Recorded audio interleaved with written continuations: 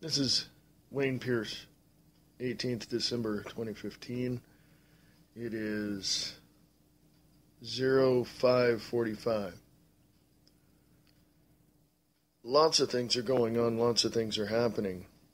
The question that has to be on everyone's mind is, how is this country, the United States of America, built upon the principles of freedom and liberty, going to look like, or going to be in the next 5 years, and what is it going to look like? I can only speculate. I can only theorize based upon the information I have currently. I look at trends, I look at statistics, I look at numbers, I look at, opinions of other people. And I look at the facts. I look at everything that is there from both sides of the geopolitical chess game. The United States of America, in my opinion, speculating and theorizing on the information I have, will never be. Now let me clear that up. There will no longer be a United States of America. I would say as others have predicted, as others have seen, as others have put together the information over the last 10 to 15 years, and even longer than that, the United States of America is being folded into the New World Order, and it will be called the North American Union as of 2005, as of 2009, as of 2011, I believe it was. The documents that were signed by the Prime Minister of Canada, the President of Mexico, and the President of the United States, or two Presidents of the United States, and two Prime Ministers of Canada, and two Presidents of Mexico, as of 2011, the North American Union is now technically, on paper, the replacement for the United States of America. Now, of course, people would say, well, that's nothing but a conspiracy theory. Then why don't you go look up the information about President George W. Bush at Baylor University with Prime Minister Paul Martin and Mexican President Vicente Fox as they sign a document beginning the foundation of the North American Union. Why don't you go look up President Barack Obama and Prime Minister of Canada Stephen Harper and Mexican President Felipe Calderon, I believe it is. I might have the Mexican presidents mixed up, but check the information out. 2009 and 2011, they signed documents not only forming the principles and backbone of the North American Union, but also signed a document abolishing the principles of the United States of America and what it operates from. In other words, one more document that is going to be signed before this president leaves office, if he is able to, is going to be a document that will suspend and totally abolish the Constitution and the Bill of Rights of the United States of America, opening the door and solidifying and purposely making the United States of America as you and I know it a thing of the past. It's not going to be what we want it to be. It's not. It will be exactly what the controllers of Washington, D.C. wanted, and it will be exactly the way that the Rothschilds and the Rockefellers and the corporations of America want it. In other words,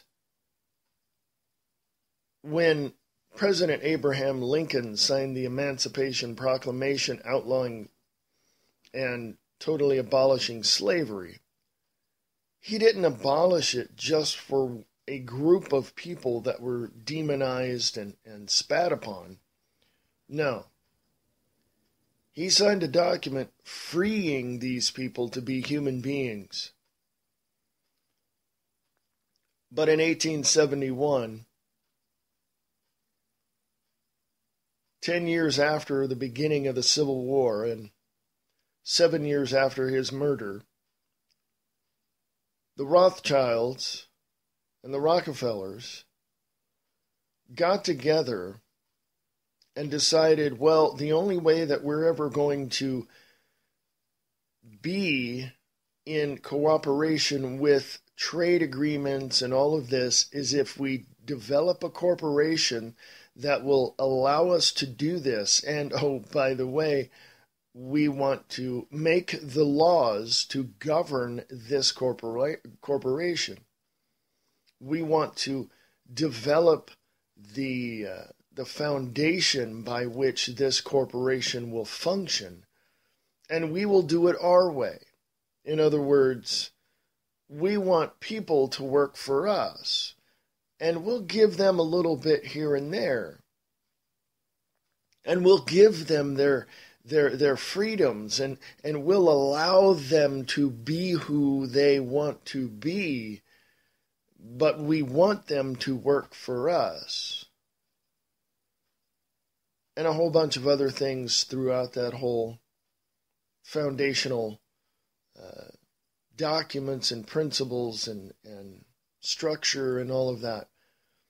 Well, that happened 10 years after the Civil War.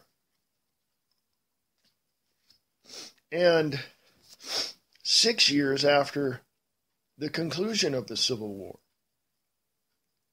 And that was the Act of 1871, creating a corporation called the United States of America Incorporated.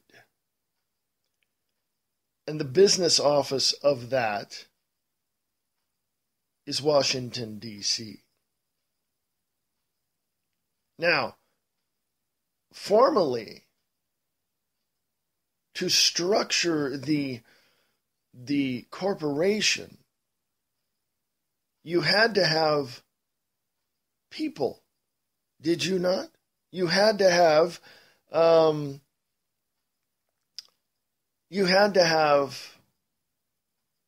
board of directors, did you not? Well, they transformed the first Congress in Pennsylvania into what it is today. And of course, over the years, it has gained more members, it has gained more corporate heads, it has gained more, just gained, became the behemoth that it is today.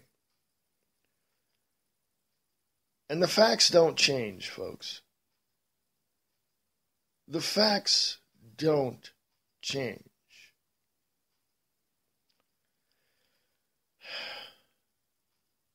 I would say by the end of 2017, when we have a new president, if we have a new president,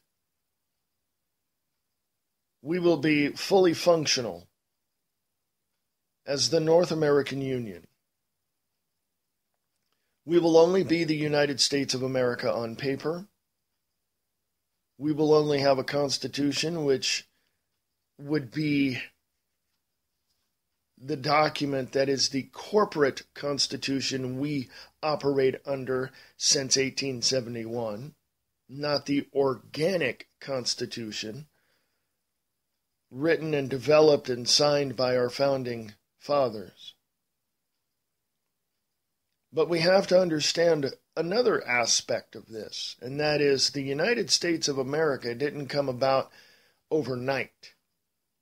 For over 150 years to 200 years before that, there were people here coming and going, trading, doing, living, working.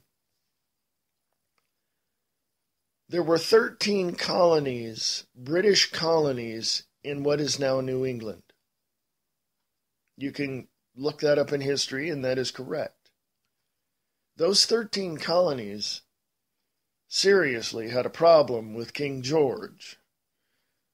And in 1773 and 74, King George said, they're getting a little too big for their own britches. We have to go over, and we have to remind them who they belong to.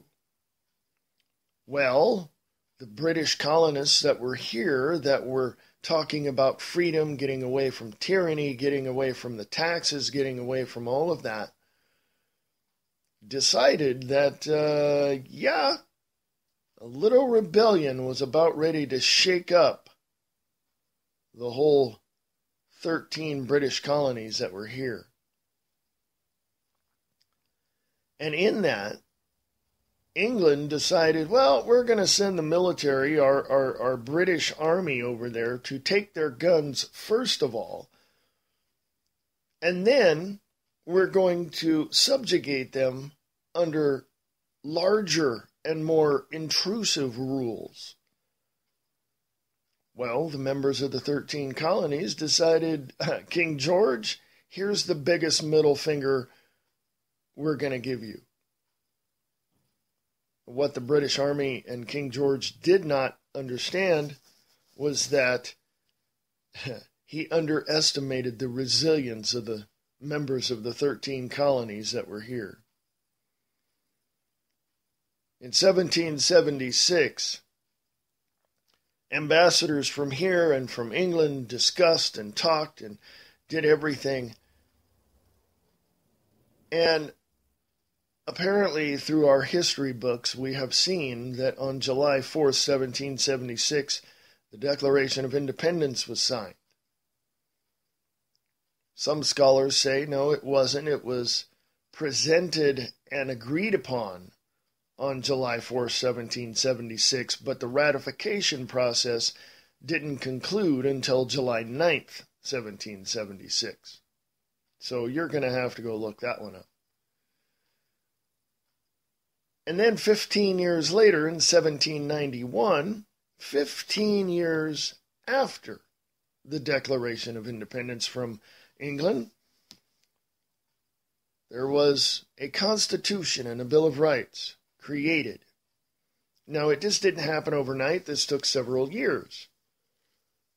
But then again, doesn't anything take several years, several months, several days to create and implement?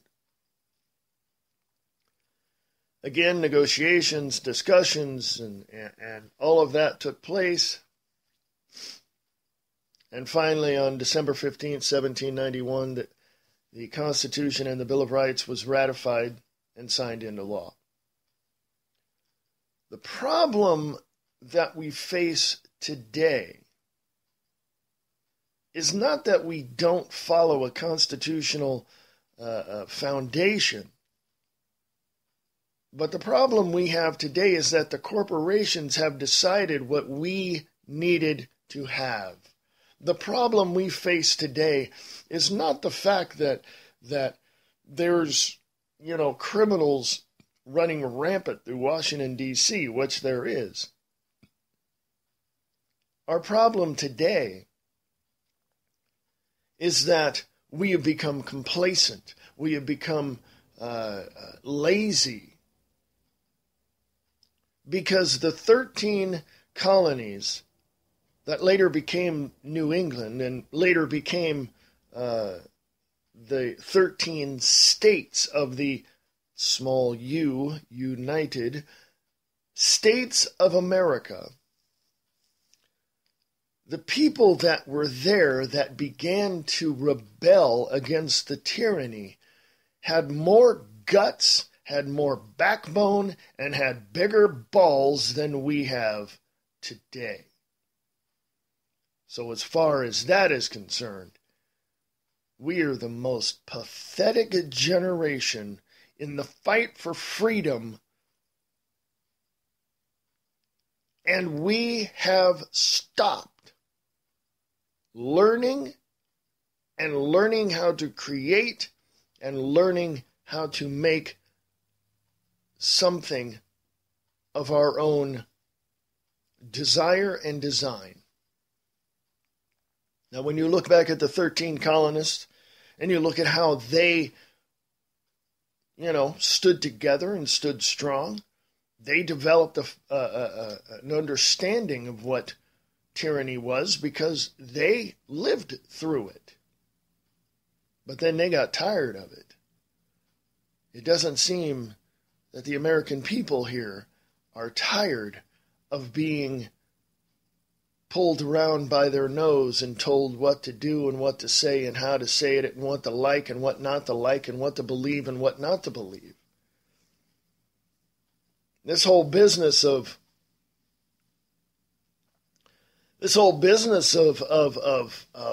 our churches and our government and our states, this whole business is structured to enslave the populace. To enslave the populace. And now we need to understand that. And once we get that understanding, we need to develop our own foundation of freedom and liberty. We need to develop a new republic based upon the principles and foundational truths of liberty and freedom. It's not every day that we want to dig deeper into the full aspect of what is happening in our country. It's not every day that we want to stretch beyond our limits. It's not, and the only reason why is because we were told not to. We were told that it wasn't possible. It was told that to us that, oh, well, let the government do it and we'll just don't even worry about what they will do what they do. You just stay on your side of the fence. Well, the bottom line is, people, we need to get rid of and abolish and repeal the Act of 1871. Period. We need to get rid of it. Once you get rid of that weight, you get rid of the Federal Reserve and you get rid of the Internal Revenue Service, which was set up by President Woodrow Wilson in 1913 after a group of people met at this little place called Jekyll Island in 1910. Now, let's go beyond that. Let's go beyond that. Let's look at the foundation of a new republic. Let's look at a foundation of what can be, what should be, what will be, instead of the old and broke. Let's go with the new and improved. Let's look at that. How do you want that to be structured? A new republic of, by, and for the people. A new republic that is built upon the principles of liberty and freedom, peace and security for this nation. Let's look at that, shall we? And when you do, accept the fact that each individual and groups of individuals have flaws and faults, and then accept those as well, but then strive to overcome those, to be the people that we need to be. It is what it is. And we can't change that. It is what it is. But we need to push beyond that limit that others have set before us. Much like King George. Back in 1773, 74. Much like all of the presidents of the United States after 1871. We need to push beyond the limits that have been, let's just say, methodically and systematically put before us. Basically, we need to stop the sociopaths in Washington, D.C., and we need to put them under the microscope and examine them for who they are, where they came from. In other words, folks, connect the dots, follow the money, look at who's who. So understand, please, that there's only two ways to go right now. As of the 18th of December 2015, there's only two ways to go. You either sit back and just let the government control everything, including you and what you do and how you do it, or you break free of that limitation, of the constraints of the sociopaths of Washington, D.C., and you go beyond those limits. And you tear down those walls of tyranny, and you stop the psychopathic dealings of those members of Washington, D.C. And you create a new republic, a new foundation, a new country where you can be free to do what you need to do to survive. That, my friends, is how you become a new generation for a new future in a new republic. This is Wayne Pierce from the Wayne S. Pierce Show on American Liberty Radio Network, AmericanLibertyRadio.com, AmericanLibertyRadio.com. If you have any questions, please ask. No question is off limits. You can ask me anything you want. If I don't know, I'll tell you I don't know. AmericanLibertyRadio@USA.com. AmericanLibertyRadio@USA.com. Talk to you later. Go to AmericanLibertyRadio.com for more information. And remember this, America is your country. Talk to you later.